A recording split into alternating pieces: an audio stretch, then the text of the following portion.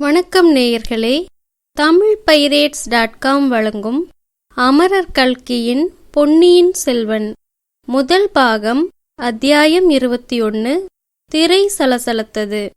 வாசிப்பது அர்ச்சனா. ஒரே சமயத்தில் ஒருவனுக்குள்ளே 2 மனங்கள் இயங்க முடியுமா? முடியும் என்று அன்றைக்கு வந்தியத்தேவனுடைய அனுபவத்திலிருந்து தெரிய வந்தது. சோழவள நாட்டிற்குள்ளேயே வளமிகுந்த பிரதேசத்தின் வழியாக அவன் போய்க் கொண்டிருந்தான். நதிகளில் புதுப்புனல் பொங்கி பெருகிக் கொண்டிருந்த காலம்.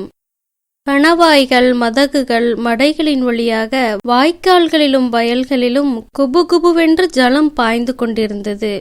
எங்கே பார்த்தாலும் தண்ணீர் மயமாயிருந்தது.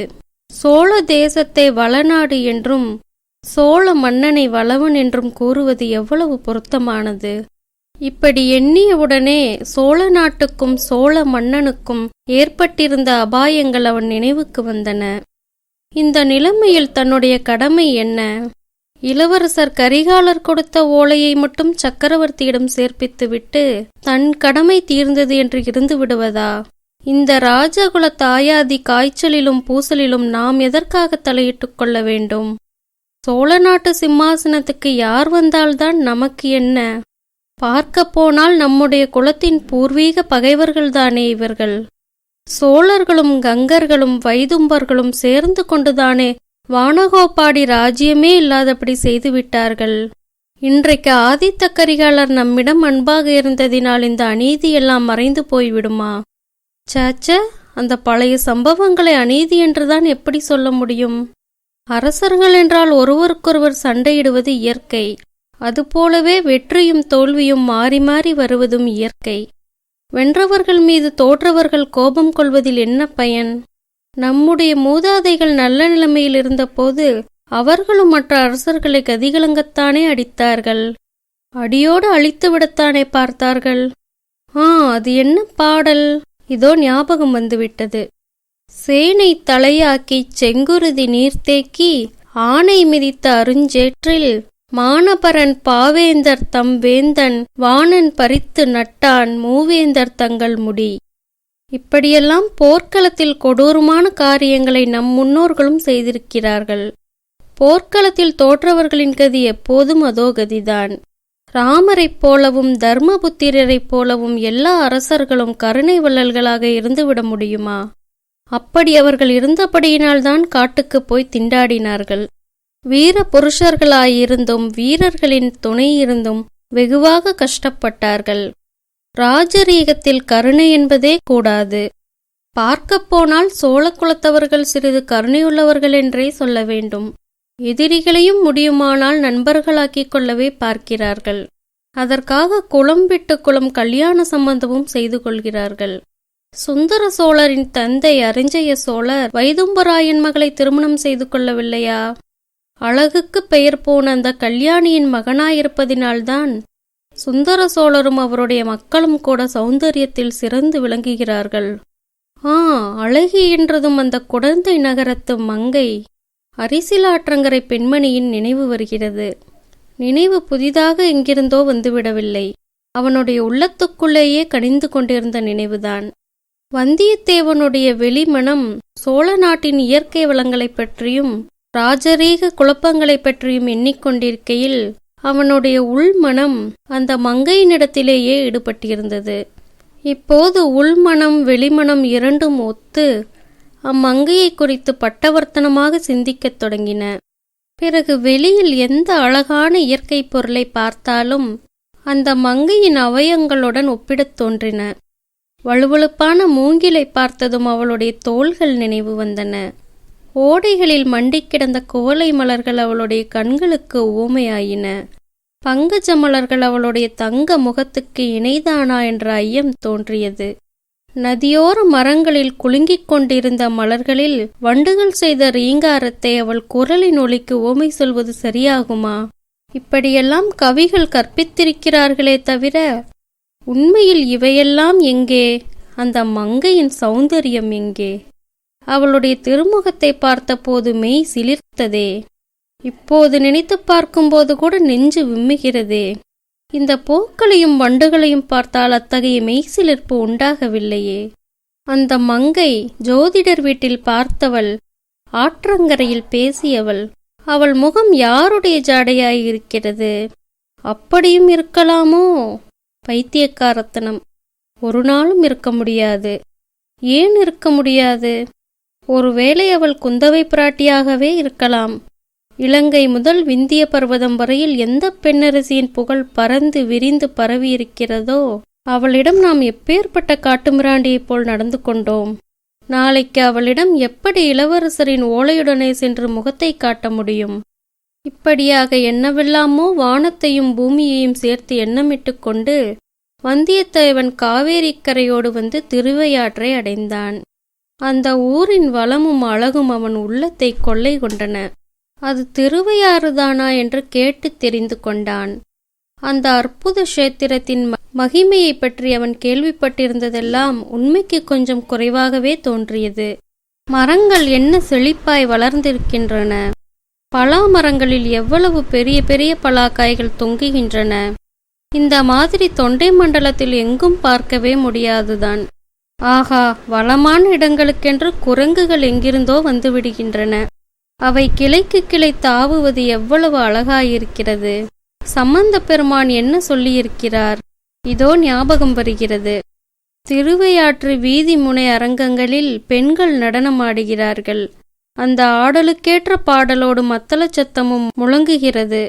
அந்த முழக்கத்தை கேட்ட குரங்குகள் மேகங்களின் கர்ஜனை என்று எண்ணி உயர்ந்த மரங்களின் உச்சாணி கிளைகளில் ஏறி மழை வருமா என்று வானத்தை பார்க்கின்றன. அடடா, இன்றைக்கும் எவ்வளவு பொருத்தமாயிருக்கிறது! உயர்ந்த மரங்களில் உச்சாணி கிளைகளில் குரங்குகள் ஏறுகின்றன. ஆடல் பாடல்களுக்குரிய இனிய சத்தங்களும் ஊருக்குள்ளிருந்து வருகின்றன. யாழ், குழல், முழவு, தன்னுமை முதலிய கருவிகளின் ஒளியுடன் சதங்கை சத்தமும் சேர்ந்து ஒலிக்கின்றன. இங்கே ஆடுகிறவர்கள் கடம்பூர் சம்புவரையர் மாளிகையில் ஆடியவர்களைப் போல் குரவை கூத்தர்கள் அல்ல. ஆகா, இங்கே கேட்பது பண்பட்ட இனிய கானம், கலைச்சிறப்பு வாய்ந்த பரதநாட்டியம் ஆடுவோரின் சதங்கை ஒலி. அதோ ஆட்டி வைக்கும் நடன ஆசிரியர்கள் கையில் பிடித்த கோலின் சத்தம் கூட சேர்ந்து வருகிறதே. கோலாட கோல்வளையார் கூத்தாட குவிமுகையார் முகத்தினின்று சேலோடு சிலைப்பாட சேயிலையார் நடமாடும் திருவையாரே. ஆகா, சம்பந்த சுவாமிகள் சிறந்த சிவபக்தர், அதை காட்டிலும் சிறந்த ரசிகர். அவர் அன்றைக்கு வர்ணனை செய்தபடியே இன்றைக்கும் இந்த திருவையாறு விளங்குகிறதே. இப்படிப்பட்ட ஊரில் ஒரு நாள் தங்கி ஆடல் பாடல் வினோதங்களை பார்த்துவிட்டு ஐயாரப்பரையும் அறம் வளர்த்த நாயகி அம்மனையும் தரிசித்துவிட்டுதான் போக வேண்டும்.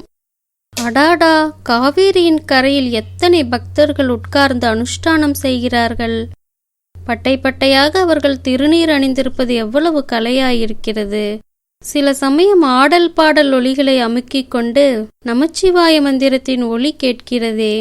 அதோ சம்பந்தரின் தேவாரத்தையே யாரோ இனிய குரலில் அருமையாக பாடுகிறார்களே. இசைக்கும் கலைக்கும் என்றே இறைவன் பணித்த ஊர் இந்த திருவையாறு போலும். இந்த ஊரில் கட்டாயம் ஒரு நாள் தங்கி பார்த்துவிட்டுத்தான் போக வேண்டும். இந்த முடிவுக்கு வந்தியத்தேவன் வந்துவிட்ட தருணத்தில் ஒரு சம்பவம் நடந்தது. மேற்கு திசையிலிருந்து காவேரி கரையோடு ஒரு பல்லக்கு வந்தது. பல்லக்குக்கு முன்னாலும் பின்னாலும் சில காவல் வீரர்களும் வந்தார்கள். வந்தியத்தேவனுக்கு ஏதோ ஒரு சந்தேகம் தோன்றியது. பல்லக்கு அருகில் வருகிற வரையில் அங்கேயே நின்று காத்து கொண்டிருந்தான். அவன் நினைத்தபடியே இருந்தது. பல்லக்கை மூடியிருந்த வெளித்திரையில் பனைமரத்தின் இலச்சினை சித்திரம் காணப்பட்டது. ஆகா, கடம்பூரிலிருந்து வருகிற பல்லக்குத்தான் இது. நாம் குடந்தை வழியாக வர இவர்கள் வேறொரு வழியில் வந்திருக்கிறார்கள். ஆனால் பழுவேட்டரையரை காணோம். அவர் வேறு எங்கேயாவது வழியில் தங்கிவிட்டார் போலும். பல்லக்கு தஞ்சாவூர் இருந்த தென் திசை நோக்கி திரும்பியது. அவ்வளவுதான். வந்தியத்தேவன் திருவையாறில் தங்கும் எண்ணத்தை விட்டுவிட்டான். அந்த பல்லக்கை பின்தொடர்ந்து செல்ல தீர்மானித்தான். அந்த பல்லக்கை பின்தொடர்ந்து கொஞ்சம் போனால் ஏதாவது ஒரு நல்ல சந்தர்ப்பம் ஏற்படலாம். பல்லக்கை சுமப்பவர்கள் அதை கீழே வைக்கலாம். ஏதேனும் ஒரு காரணத்துக்காக இளவரசர் மதுராந்தகர் வெளிப்பட்டு வரலாம். அச்சமயம் அவருடன் பழக்கம் செய்து கொள்ளலாம். அது தஞ்சாவூர் கோட்டைக்குள் பிரவேசிக்கவும் சக்கரவர்த்தியை பார்க்கவும் பயன்படலாம். அதற்கு தகுந்தபடி ஏதாவது கொஞ்சம் பேசி வேஷம் போட்டால் போகிறது. தந்திர மந்திரங்களை கையாளாவிட்டால் எடுத்த காரியம் கைகூடாதல்லவா? எனவே பல்லக்கையும் பரிவாரங்களையும் முன்னால் போகவிட்டு சற்று பின்னாலேயே வந்தியத்தேவன் போய்க் கொண்டிருந்தான். ஆனால் அவன் எதிர்பார்த்த சந்தர்ப்பம் ஒன்றும் கிட்டவில்லை. காவேரிக்கும் தஞ்சாவூருக்கும் மத்தியிலிருந்த 4 நதிகளை கடந்தாகிவிட்டது. அப்படியும் பல்லக்கு கீழே வைக்கப்படவில்லை. ஒரே மூச்சாக போய்க் கொண்டிருந்தது. அதோ சற்று தூரத்தில் தஞ்சாவூர் கோட்டை மதிலும் வாசலும் தெரியத் தொடங்கிவிட்டன. கோட்டைக்குள் பல்லக்கு போய்விட்டால் அப்புறம் அவன் எண்ணம் கைகூடப் போவதில்லை. அதற்குள் தைரியமாகவும் துணிச்சலாகவும் ஏதேனும் ஒன்று செய்தாக வேண்டும். என்னதான் வந்துவிடும்? தலையா போய்விடும்? அப்படி போனால்தான் போகிறதே. எடுத்த காரியத்தை முடிக்காமல் உயிரோடு திரும்பிப் போவதில் என்ன லாபம்? இதற்கெல்லாம் அடிப்படையில் மதுராந்தகத்தேவர் பேரில் வந்தியத்தேவனுக்கு கோபம் வேறு இருந்தது. பல்லக்கின் மூடு திரையை கிழித்தெறிந்து உள்ளே இருப்பது பெண்ணல்ல, மீசை முளைத்த ஆண் பிள்ளை என்பதை வெளிப்படுத்த வேண்டும் என்று அவன் கை ஊறியது. அவன் உள்ளம் துடிதுடித்தது. இதற்கு என்ன வழி என்று தீவிரமாக யோசித்துக் கொண்டிருக்கையில் பல்லக்கோடு சென்ற பரிவாரங்களில் ஒருவன் சற்று பின்தங்கி வந்தியத்தேவனை உற்று நோக்கினான். "நீ யாரப்பா? திருவையாற்றிலிருந்து எங்களை ஏன் தொடர்ந்து வருகிறாய்?" என்று கேட்டான். "நான் உங்களை தொடர்ந்து வரவில்லை ஐயா, தஞ்சாவூருக்கு போகிறேன்." "இந்த சாலைதானே தஞ்சாவூர் போகிறது?" என்றான் வந்தியத்தேவன். அதை கேட்ட அவ்வீரன் புன்னகை செய்துவிட்டு, "தஞ்சைக்கு எதற்காகப் போகிறாய்?" என்றான். "என் சித்தப்பா தஞ்சையில் இருக்கிறார். அவருக்கு நோய் என்று அறிந்து பார்க்கப் போகிறேன்" என்று கூறினான் வந்தியத்தேவன். "உன் சித்தப்பா தஞ்சையில் என்ன செய்கிறார்? அரண்மனையில் உத்தியோகம் பார்க்கிறாரா?" "இல்லை இல்லை, சத்திரத்தில் மணியக்காரராய் இருக்கிறார்." "ஓஹோ, அப்படியா? சரி, எங்களுக்கு முன்னால் நீ போவதுதானே? ஏன் பின்னாலேயே வந்து கொண்டிருக்கிறாய்?" "குதிரை களைத்து போயிருக்கிறது ஐயா, அதனாலேதான்." "இல்லாவிடில் உங்கள் முதுகை பார்த்து கொண்டே வருவதில் எனக்கு என்ன திருப்தி?" இப்படி பேசிக்கொண்டே வந்தியத்தேவன் பல்லக்கின் அருகில் வந்துவிட்டான். உடனே அவன் மூளையை வரட்டிக் கண்டுபிடிக்க முயன்ற உபாயமும் புலப்பட்டுவிட்டது. குதிரையை கால்களால் அமுக்கி முகக்கயிற்றை இழுத்து பல்லக்கின் பின்தண்டை தூக்கியவர்களின் பேரில் விட்டித்தான். அவர்கள் பயத்துடன் திரும்பி பார்த்தார்கள். வந்தியத்தேவன் உடனே, "மகாராஜா, மகாராஜா, பல்லக்கு தூக்கும் ஆள்கள் என் குதிரையை இடிக்கிறார்கள், ஐயோ!" என்று கத்தினான். பல்லக்கை மூடியிருந்த திரை சலசலத்தது. நன்றி நேயர்களே, மீண்டும் அடுத்த அத்தியாயத்தில் சந்திப்போம்.